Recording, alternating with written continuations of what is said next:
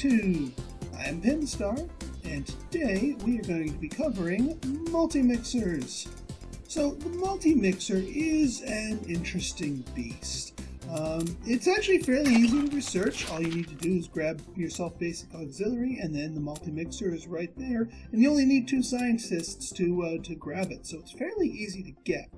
But the real question lies in what do you use the multi-mixers for, and more importantly, how do you set them up for the greatest efficiency? Now, in terms of what you use them for, oftentimes, especially in the early game, the best thing to do is to find something that requires a catalyst and use the multi-mixers to introduce that catalyst into the mix. So in the case of our game here today, we have ourselves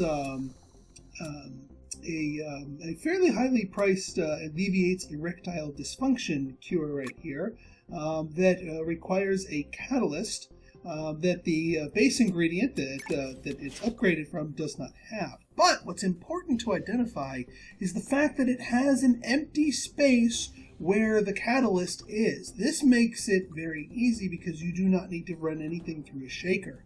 So step number 1 is identify some low-hanging fruit in terms of getting your catalysts onto your ingredients. Oftentimes, your 2 starting ingredients are often the most fertile ground for catalyzed reactions because they are guaranteed to have 2 open spots. The same cannot be said for the ingredients you discover later in the game, as each of these only have 1, and oftentimes you'll get ingredients where all 4 slots are locked up. So that being said, you want to keep an eye on your cures and see what level 3s require catalysts. I wouldn't really go through the trouble of mixing in or multi-mixing in a catalyst just to get to a level 2 cure, unless it also leads to something else really good. So in this case, we're going to mix in some erectile dysfunction stuff. So now the next question is, how do we do it?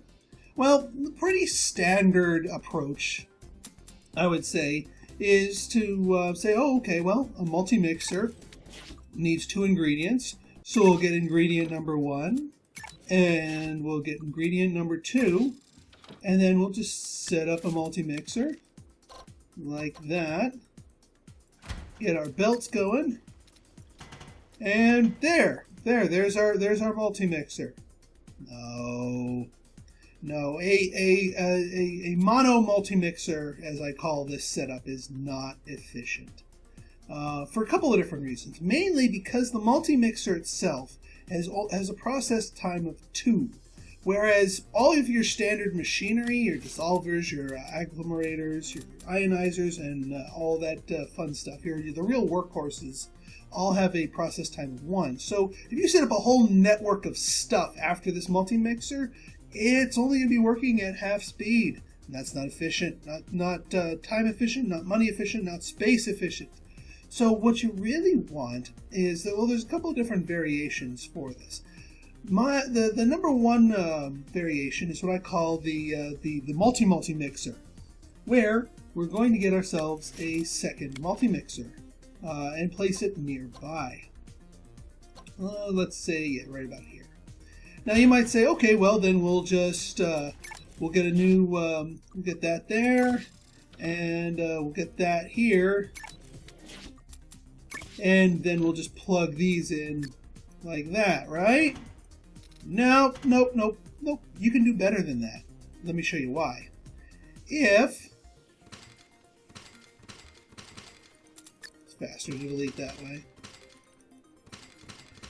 If you take a look closely, we already have a line that can help us out. So we're going to stop these 2, and we're actually going to use this slot to import this ingredient. Now, we're going to use this ingredient to go over here, but instead of using up a whole nother slot to supply them, we're going to use the same line for this middle ingredient and bring it over here. Because each of these multi-mixers only sucks stuff in at a rate of 2, but this thing can supply at a full cadence. This thing can import 1 product a day. So in essence, this one line, this one door can fully supply these 2 multi-mixers. And then if you combine the outputs for these two multi-mixers, then whatever standard machinery you run it through, this is outputting at the rate of a 1, and everything else becomes fully efficient. So therefore you get a fully efficient, fully effective 30 units per day, or 30 units per month output for your multi-mixer line, and all of that can be shoved into one of your slots here for the export. Very, very efficient. So which also makes these very efficient is if you find the need to send things through a shaker. Come on again, thank you. If you find the need to send things through a shaker, these outer lines are the best candidates for that. The reason why this is good is the shakers themselves also have a process time of 2, and these ingredients on the outside, they're only going to be used at half speed because the multi-mixers can only take them in at a speed of 2. So the fact that we're sending them through a shaker with a process time of 2 isn't actually going to slow down your production line at all. You're still going to get full output for your lines here. You're still going to get full output for your main production line here, and if you see a golden opportunity where the shaker can help further increase your value, then go for it. In this case, though, we don't need a shaker. Now let's expand on this. So if we have a case where our multi-mixers don't require a shaker, we can do even better. We can make this even more efficient. What if we imported the purple stuff here, got ourselves another multi-mixer.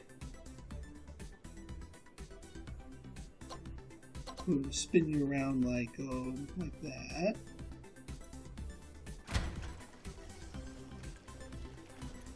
Got you hooked up to here.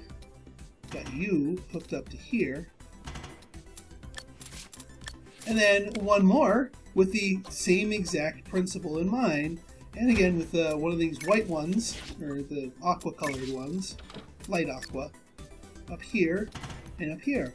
Now, in our multi-mixer array, we've got these two outputs going here. Now we have 3 ingredients that are 3 doors that are being output at the rate of at full production, with only the outer 2 getting slightly wasted in terms of only being able to output they're at half speed.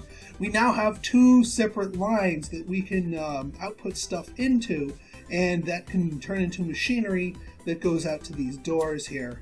And it would just take out a second door. So this is what I call the double-barreled multi-mixer setup here.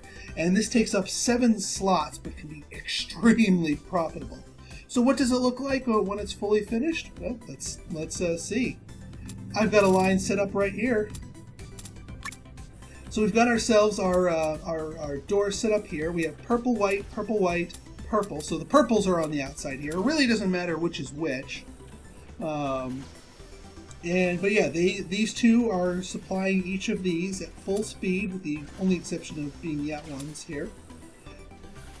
Sending it through all of the machinery here. Now I also have found the need for the autoclaves for this particular cure, but in order to maintain the velocity of a constant velocity, I have 2 of them set up because these things are process time 2. And rather than slow down the process itself, I would opt for the extra space for it through here, and then just making sure you have enough output room for that. So what's the output here? Well, again, we are making all this is just a single level 3 cure, but it's a really good one.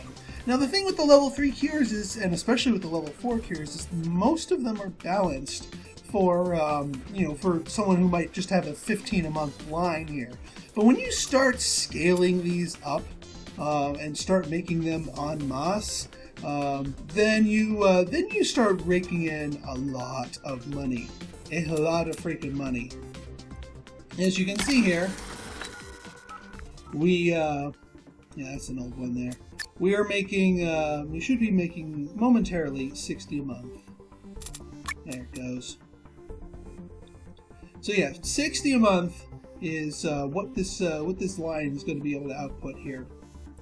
Now, you may want to double check some of your cures to see if you're tapping the market here. In this case, despite making 60 a month, I don't know why it's stuck at saying 59, but it's essentially 60 a month.